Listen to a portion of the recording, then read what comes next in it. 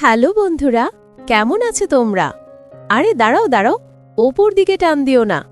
আজকে আমার এবং আমার শ্বশুরের এমন মজার ঘটনা তোমাদের সাথে শেয়ার করব, শুনলে তোমরা ভিডিও থেকে বের হতে চাইবে না। তাহলে চলো শুরু করা যাক। আমার স্বামী শ্রাবণ মারা যাওয়ার পরে বাড়িতে আমি, আমার শ্বশুর শাশুড়ি, আমার ভাসুর এবং তার বউসহ 5 জন বসবাস করি। আমার বাবা মা গরিব বলে তাদের বাড়িতেও আশ্রয় নেওয়ার মতো কোনো ব্যবস্থা ছিল না। একদিন আমি রুমের মধ্যে খাটের উপর বসে নিজের বিশেষ জায়গাগুলো পরিষ্কার করছিলাম। দরজার সিটকানি দিতে একদমই খেয়াল ছিল না। কেবলমাত্র ক্রিমটা লাগিয়ে বসে আছি, ভাবছি এই 2-3 মিনিট পরে মলমটা উঠিয়ে পরিষ্কার করব। প্লাস্টিকের হাতলটা মাত্র হাতের নিচেই, ঠিক সেই মুহূর্তে আমার শ্বশুর ঢুকে পড়ল আমার রুমের ভেতরে। আমি তো একদম ফ্রিজ হয়ে গেলাম। আমার শ্বশুর যা দেখার সবই দেখে ফেলেছে, কিন্তু আমি একটা বিষয় কিছুতেই বুঝলাম না, সে সবকিছু দেখার পরেও রুম থেকে বের কেন হচ্ছে না। আমি তাড়াহুড়ো করে সবকিছু ঠিকঠাক করে উঠে দাঁড়ালাম। বললাম, বাবা কিছু বলবেন?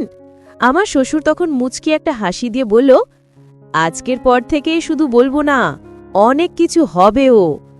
আমি শ্বশুরের কথাটা বুঝতে পারলাম না। আমি তাকে বললাম, আপনার কথা কিছু বুঝলাম না বাবা। শ্বশুর তখন বলল, আমার জীবনে ছোট থেকে আজ পর্যন্ত এই চোখ দিয়ে যা দেখেছি, সব দেখার শ্রেষ্ঠত্ব জিনিস আজকে আমি দেখলাম। এই দেখার পরে আমার জীবনে আর ভালো কিছু দেখার আশা নেই বৌমা। আমি তো তার কথাই একদম ভাষা হারিয়ে ফেললাম। ভাবছিলাম যে মানুষ একসময় আমাকে মান অপমান করে বাড়ি থেকে বের করে দিয়েছিল, আজকে সেই মানুষটা আমার প্রতি এত সহানুভূতি কিসের জন্য দেখাচ্ছে। আমি বিষয়টি ভালোভাবে নিলাম না, কারণ বিয়ের পরদিন শ্রাবণ আমাকে নিয়ে ওর বাবার বাড়িতে যায়। কিন্তু দরজার সামনে দাঁড়িয়ে আমার রহিম সাহেবের গর্জন, এই মেয়েকে আমার ঘরে ঢুকতে দেব না, আমার ছেলেকে শেষ করে দিয়েছে। শ্রাবণ অনেক বোঝাতে চাইল, আব্বা আমি ওকে ভালোবেসে বিয়ে করেছি, ও খারাপ না। কিন্তু রহিম সাহেব কণ্ঠ কঠিন করে বললেন, আমি ওকে পুত্রবধূ নয়, সর্বনাশ দেখি। সেই মুহূর্তে শ্রাবণ আমার হাত ধরে বাইরে চলে আসে। আকাশে তখন বৃষ্টি, মাটিতে কাদা, হাতে কোনো ছাতা নেই, কিন্তু মনে ছিল একটাই দৃঢ়তা, আমরা একসাথে আছি। শহরের এক কোণে একটুখানি ঘর পেলাম, ভাড়া মাত্র 3000 টাকা। সেখানে একটা খাট, একটা চুলা আর শ্রাবণের গিটার। আমরা তাতেই সুখী ছিলাম। কখনো ভাত রান্না হতো পেঁয়াজ দিয়ে, কখনো শুধু লবণ আর মরিচ, তবু মনে হতো রাজকীয় ভোজ।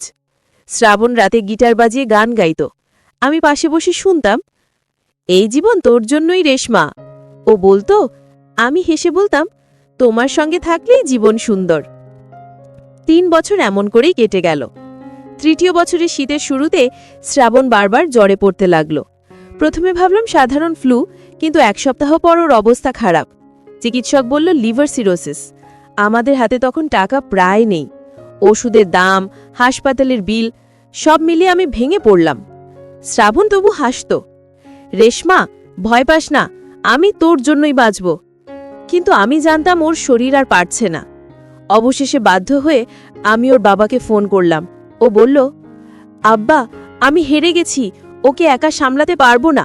কয়েক ঘন্টার মধ্যেই রহিম সাহেব এসে হাজির, চোখ লাল, মুখ বিষণ্ণ। আমাদের দেখে কিছুক্ষণ চুপচাপ দাঁড়িয়ে থেকে বললেন, চল তোকে হাসপাতালে নিয়ে যাই।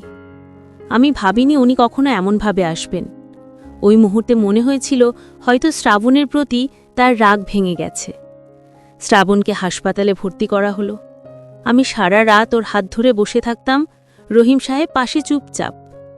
একদিন শ্রাবণ আমাকে বলল, রেশমা আমি যদি চলে যাই তুই আমার আব্বার যত্ন নিবি। আমি কেঁদে বলেছিলাম, তুমি যাবে না শ্রাবণ, আমি তোমাকে ছাড়ব না। কিন্তু মৃত্যুকে কে আটকায়? সেই রাতেই ওর নিঃশ্বাস ধীরে ধীরে থেমে যায়, আমার পৃথিবী থেমে যায়। শ্রাবণের মৃত্যুর পর বাড়ির সবাই যেন আমাকে দোষী ভাবতে লাগল। কেউ কথা বলতো না, কেউ চোখে চোখ রাখত না। কেবল রহিম সাহেব প্রতিদিন দরজার বাইরে দাঁড়িয়ে বলতেন, খাবে কিছু? আমি ফল এনেছি। প্রথমে অস্বস্তি লাগত, কিন্তু তার কণ্ঠে এক অদ্ভুত মায়া ছিল। একদিন রাতে চুপচাপ বসে বললেন, তুমি আমার ছেলের সব কিছু ছিলে, এখন তুমি আমার মেয়ের মতো। সেই প্রথম আমি তাকে অন্যভাবে দেখতে শুরু করি, না ভালোবাসা নয়, বরং এক নিঃস্বার্থ আশ্রয় হিসেবে। কিন্তু সমাজ তো বোঝে না। গ্রামের মানুষ ফিসফিস করে, বিধবা মেয়েটা শ্বশুরের সাথে খুব মেশে, দুজন একসাথে ঘুরে বেড়ায়। রহিম সাহেব এসব শুনে বলেন, মানুষ যা খুশি বলুক, আমি তো জানি তুমি কেমন মেয়ে। এদিকে আমার আর শ্বশুরের ভালো সম্পর্কটা আমার ভাসুর এবং তার বউ ভালো চোখে দেখছিল না। একদিন বিকেলবেলা আমার শ্বশুরকে বলছিল, বাবা, তোমাকে আর রেশমাকে নিয়ে পাড়ার মানুষ অনেক কথা বলা বলি করছে। আমি বলি কি, শ্রাবণ তো অনেকদিন হলো মারা গেছে, তাছাড়া ওর বউয়েরও তো কোনো বাচ্চা কাচ্চা হয়নি। আমি বলছিলাম কিছু টাকা পয়সা দিয়ে এই আপদবালাই আমাদের থেকে বিদায় করে দাও। এই কথা শুনে আমার শ্বশুর রেগে 4 ফুট উঁচু হয়ে গেল। পারলে তো আমার ভাসুরকে ধরে মারে। এরপরে আমার ভাসুর আর কোনো কথা না বলে সেখান থেকে মন খারাপ করে চলে আসে। এক পর্যায়ে শ্বশুরের সাথে আমার এমন একটা সম্পর্ক গড়ে ওঠে যেন একটা সেকেন্ড তাকে না দেখলে আমি স্থির থাকতে পারি না। একদিন রাতে বাড়ির বাইরে কলা বাগানে আমরা দেখা করি, কারণ বাড়িতে আমার ভাসুর এবং আমার যা এমনভাবে চোখে চোখ রাখছিল যে আমার মনের শান্তিতে 2-4টে কথা বলবো তেমন পরিস্থিতিও ছিল না। রাত তখন প্রায় 9টা বেজে গেছে। মনের মধ্যে অনেক ভয়, কে কখন দেখে ফেলে সেই ভয়ে তাড়াহুড়ো করতে গিয়ে আমার শ্বশুরকে বললাম, বাবা, আজকে বেশি সময় দেওয়া যাবে না, চলেন বাসায় ঢুকি। এমন অবস্থায় শ্বশুরও খুবই তাড়াহুড়ো করে আমরা বাগান থেকে বের হয়ে আসি। সকাল থেকে আমার প্রচণ্ড তলপেট ব্যথা করছিল। আমি তখন কিছুটা অনুমান করতে পারছিলাম আমার পেট ব্যথা কী কারণে। সময় যত যাচ্ছে আমার পেটের ব্যথাটা ততই বাড়ছিল। আমার শ্বশুর বাড়িতে ছিল না।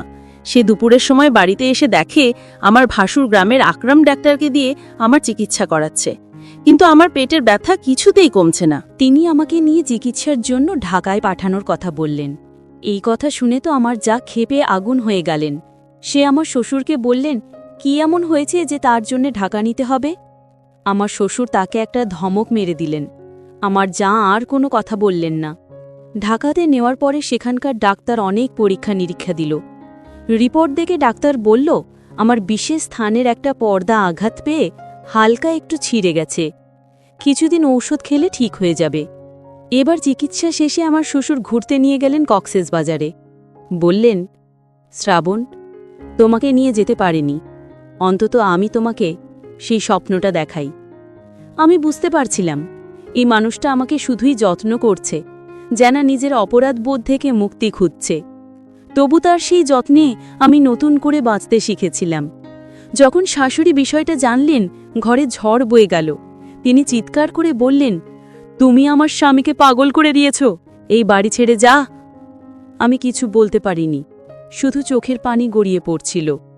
রহিম সাহেব শান্ত গলায় বললেন, ও কিছু ভুল করেনি, আমি করেছি, ওকে একা থাকতে দিইনি। কিন্তু তাতে আর কিছু হয়নি। বাড়ির লোকেরা মুখ ফিরিয়ে নিল, সমাজ থুতু ফেলল। শেষে রহিম সাহেব আমার হাত ধরে বললেন, চল রেশমা, এই বাড়ি আমাদের নয়, চল নতুন করে শুরু করি।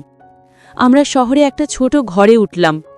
সব সম্পদ, ব্যবসা, জমি উনি সব ছেড়ে দিলেন। বললেন, আমি শুধু শান্তি চাই, আর সেই শান্তি তুই।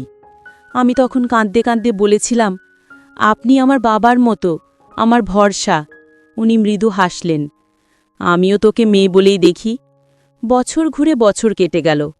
মানুষের কথা আজও থামে না, কিন্তু আমি শিখেছি সম্পর্কের নামের চেয়ে তার অনুভবটাই সত্যি। এক বিকেলে রহিম সাহেব বললেন, রেশমা, আমি জানি মানুষ আমাদের বুঝবে না, কিন্তু আমি খুশি তুমি সুখে আছো। আমি মাথা নিচু করে বলেছিলাম, আপনি না থাকলে আমি বাঁচতাম না। তিনি হেসে বললেন, তাহলে আমি বেঁচে থাকার কারণ পেয়েছি। বছরখানেক পর উনি ঘুমের মধ্যে চিরবিদায় নেন। শেষ নিঃশ্বাস পর্যন্ত আমার হাত ধরেছিলেন। আজ আমি একা, কিন্তু একদম নিঃসঙ্গ নই, কারণ আমি জানি পৃথিবীতে এমন কিছু সম্পর্ক আছে যেগুলো রক্তের নয়, তবু আত্মার টানে গড়ে ওঠে। আমি মাঝে মাঝে শ্রাবণের ছবির সামনে দাঁড়িয়ে বলি, তোমার আব্বা আমাকে রেখে গেছেন, কিন্তু তিনি তোমার ছায়া হয়ে রয়ে গেছেন। আকাশের দিকে তাকিয়ে মনে হয় শ্রাবণ হাসছে, কারণ তার 2 প্রিয় মানুষ শেষ পর্যন্ত একে অপরের আশ্রয় হয়ে উঠেছিল। বন্ধুরা, আজকের গল্পটা তোমাদের কাছে কেমন লাগলো অবশ্যই কমেন্ট করে জানাবে। আর তুমি যদি আমাদের চ্যানেলে নতুন হয়ে থাকো তাহলে অবশ্যই সাবস্ক্রাইব করে আমাদের সাথেই থাকবে।